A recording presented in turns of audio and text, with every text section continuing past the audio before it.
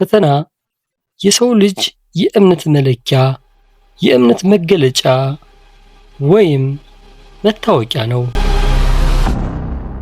ምንጊዜም ክርስትና ባለበት ፈተና አለ።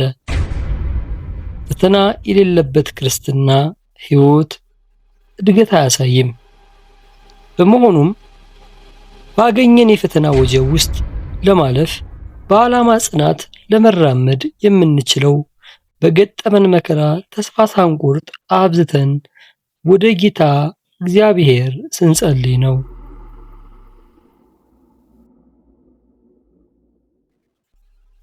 ስለዚህ ዋና ዋና የፈተና መንገዶችን 3 ናቸው። እነዚህንም አንደኛ ከስጋ ምኞት፣ ሁለተኛ ከዓለም የሚመጣ ፈተና፣ ሶስተኛ ከሰይጣን የሚመጣ ፈተና። ለነዚህም ለእያንዳንዳቸው ለፈተናው መነሻ የሚሆኑትን ዋና ዋና ነጥቦች ለመዘርዘር እንሞክራለን። አንደኛ ከስጋ ምኞት። የስጋ ምኞት የዚህ ፈተና ዋናው መነሻው ወይም የሚመጣው ከራስ ውስጣዊ ምኞት ፍላጎት ነው።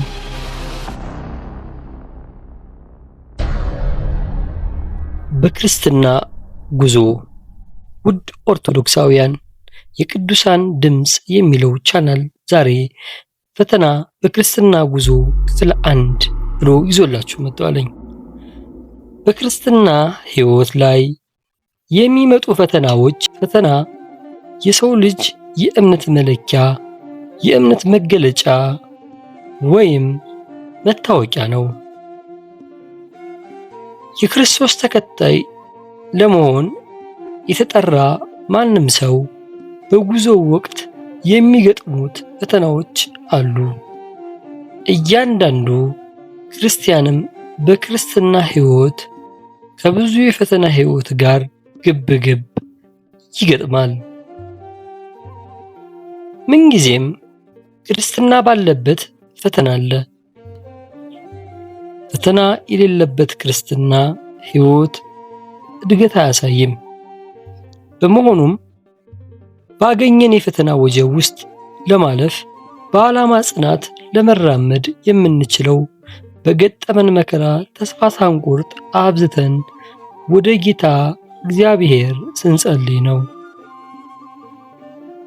ወርቅ በእሳት እንደሚፈተን ሁሉ እኛም የቀረበልን ፈተና እምነታችን የሚለካበት መሆኑን አውቀን በትዕግስት ስንቀበለውና ነጥረን ስንወጣ ክብር እናገኝበታለን። በዚህም እጅግ ደስ ይላችኋል። ነገር ግን በእሳት ምንም ቢፈተን ከሚጠፋው ወርቅ ይልቅ አብልጦ የሚከብር የተፈተነ እምነታችሁ ኢየሱስ ክርስቶስ ሲገለጥ ለምስጋናና ለክብር ለውዳሴ የሚገኝ ዘንድ አሁን ለጥቂት ጊዜ ቢያስፈልግ በልዩ ልዩ ፈተና አዝናችኋል። እርሱንም ሳታዩት ትወዱታላችሁ። አሁንም ምንም ባታዩት በእርሱ አምናችሁ የእምነታችሁን ፍጻሜ እርሱም የነፍሳችሁን መዳን እየተቀበላችሁ በማይነገርና ክብር የተሞላበት ሐሴት ደስ ይላችኋል እንዳለ ቅዱስ ጴጥሮስ አንደኛ ጴጥሮስ 1:6-9። እግዚአብሔር በፈተና ሁሉ መንገድ አለው፣ ቀርቦ ይረዳል፣ ከመከራ ሁሉ ያወጣል።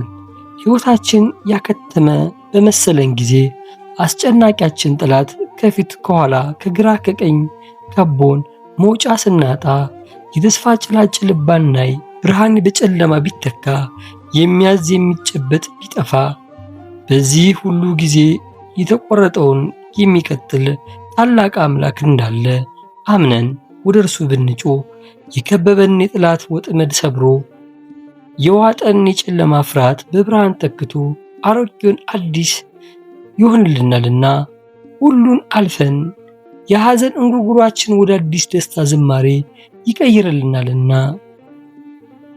በግፍ መከራ የሚቀበል ሰው እግዚአብሔርን እያሰበ ሐዘንን ቢታገስ ምስጋና ይገባዋል እንዳለ አንደኛ ጴጥሮስ ምዕራፍ 2 ቁጥር 19። ስለዚህ በችግርና በፈተና ውስጥ ስናልፍ መጨረሻው ለበጎ ነገር እንደሆነና በእኛ ሕይወት ውስጥ ሊፈጸሙ ያሰቡ ነገር እንዳሉ ከኢዮብ እንማራለን። እግዚአብሔር አምላካችን የኢዮብን ትዕግስት ያድለን። ስለዚህ ዋና ዋና የፈተና መንገዶችን 3 ናቸው። እነዚህንም አንደኛ ከስጋ ምኞት፣ ሁለተኛ ከዓለም የሚመጣ ፈተና፣ ሶስተኛ ከሰይጣን የሚመጣ ፈተና። ለነዚህም ለእያንዳንዳቸው ለፈተናው መነሻ የሚሆኑትን ዋና ዋና ነጥቦች ለመዘርዘር እንሞክራለን። አንደኛ ከስጋ ምኞት።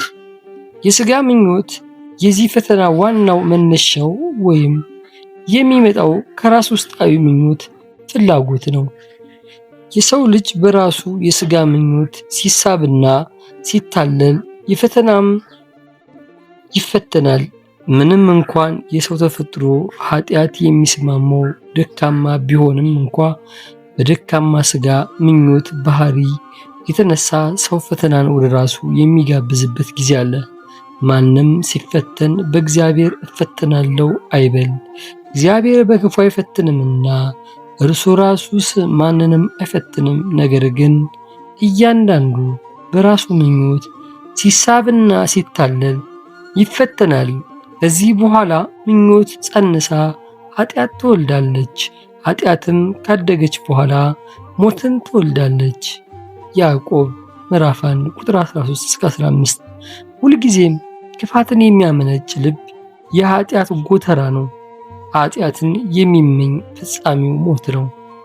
በዓለም የሥጋ ምኞት ተስቦ በቅንዓትና ያለ አግባብ የሌለውን ሰው ገንዘብ፣ ሀብት፣ ንብረት፣ ስልጣን መመኘት ሲመጣ በሰው ልጆች መካከል ጸብ፣ ክርክር፣ ቁጣ፣ ምቀኝነት፣ መገዳደል ይነግሳሉ።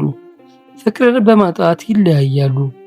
ከትእዛዛት አንዱ የባልንጀራህን ቤት፣ ሚስት፣ ሎሌ፣ ገረድ፣ በሬ፣ አህያ፣ ገንዘብን ሁሉ ማናቸውንም አትመኝ ይላል ዘጸአት 20:17። በተጨማሪም የዚህ ዓለም ምኞት ሁሉ በዚህ ዓለም ቀሪና ኃላፊ ነው። ዓለምን ወይም በዓለም ያሉትን አትውደዱ። በዓለም ያለው ሁሉ እርሱም የሥጋ ምኞትና የዓይን አምሮት፣ ስለ ገንዘብም መመካት ከዓለም ስለሆነ እንጂ ከአባት ስላልሆነ ማንም ዓለምን ቢወድ የአባት ፍቅር በእርሱ ውስጥ የለም። ዓለሙም ምኞቱም ያልፋሉ፣ የእግዚአብሔርን ፈቃድ የሚያደርግ ግን ለዘላለም ይኖራል። አንደኛ ዮሐንስ ምዕራፍ 2 ቁጥር 15-17። ሰባኪው ከንቱ የከንቱ ከንቱ ሁሉ ከንቱ ነው ይላል መክብብ 1-2። የሥጋ ምኞት ሰውን በቀላሉ በኃጢአት ገመድ ላልፋሉ ብሏልና በጾምና በጸሎት እንዳንተጋ በልባችን ውስጥ ክፋትን በማሳደር መንፈሳዊ ኃይልን እንድናጣ ያደርገናልና የሥጋ ምኞትን ማራቅ ያስፈልገናል። ወዳጆች ሆይ ነፍስን ከሚዋጋ ሥጋዊ ምኞት ትርቁ ዘንድ እንግዶችና መጻተኞች እንደመሆናችሁ እለምናችኋለሁ። አንደኛ ጴጥሮስ ቁጥር 2:11። በሚሞት ሥጋችሁ ኃጢአት አይንገስ። ሮሜ 6-12። ይቆየን። በሚቀጥለው ፈተና በክርስትና ጉዞ ክፍል 2 እናያለን። ቸር ቆዩን።